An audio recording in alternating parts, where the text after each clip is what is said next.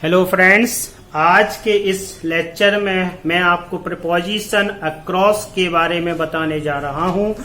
यह बहुत ही महत्वपूर्ण प्रयोग माना जाता है। तो देखते हैं अक्रॉस का अर्थ क्या होता है। सबसे पहले तो इसका अर्थ के पार या के उस पार होता है और इसका प्रयोग जहां जहां जिस स्थान पर या जिस भाव को प्रकट करने के लिए करते हैं, तो उनमें से पहला रहा आपका rule number 1।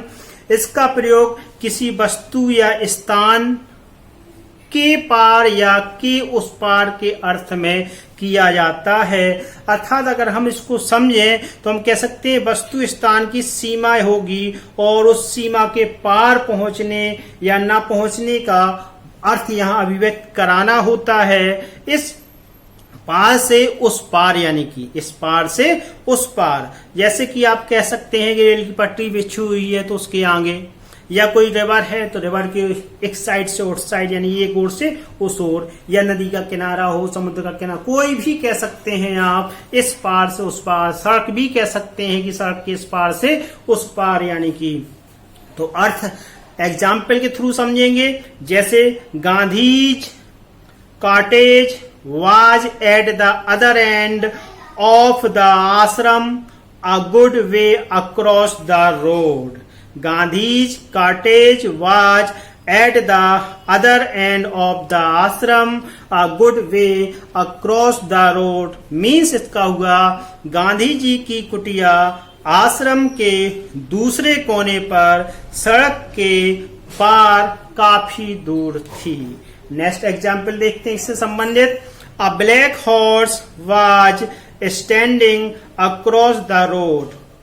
A black horse was standing across the road, यानी सड़क के उस पार एक काला घोड़ा खड़ा हुआ है। समझिए आपने कि उस पार की बात कर रही है, सड़क के उस पार। और आश्रम में भी सड़क के उस पार था। नदी में भी लगाया जा सकता है ना। जैसे आई अक्रॉस द रिवर, ऐसे भी बनाया जा सकता है। अब देखते हैं रूल नंबर 2। रूल नंबर 2 का अर्थ है कि जब एक छोर से दूसरी तरफ या एक छोर से दूसरे छोर पर, एक तरफ से दूसरी तरफ या एक छोर से दूसरे छोर तक का अर्थ आ रहा हो तो वहां भी अक्रॉस का प्रयोग करते हैं। यानी कि यहां से वहां टच हो रहा हो, जिस वस्तु के आगे हम वो लगाएंगे तो वहां से एक ओर से दूसरी ओर वस्तु क्रॉस कर रही होगी।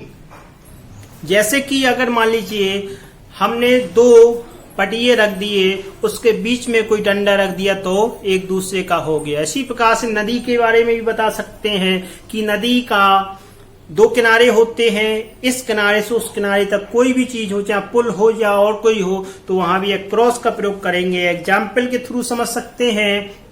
A dry tree was laying across the road, यानी कि एक सूखा वृक्ष सड़क के एक छोर से उस छोर तक पड़ा था। एक और देख सकते हैं।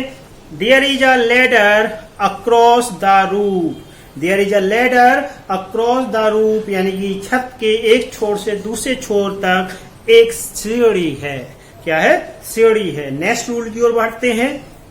नेक्स्ट रूल है आपका कि विपरीत होने के अर्थ में, किसी के विपरीत होने के अर्थ में भी या किसी दूसरी साइड होने के अर्थ में भी हम अक्रॉस का प्रयोग करते हैं। प्रतिकूल या विपरीत होने के अर्थ में भी करते हैं। इसका एग्जाम्पल कैसे करेंगे देखिए।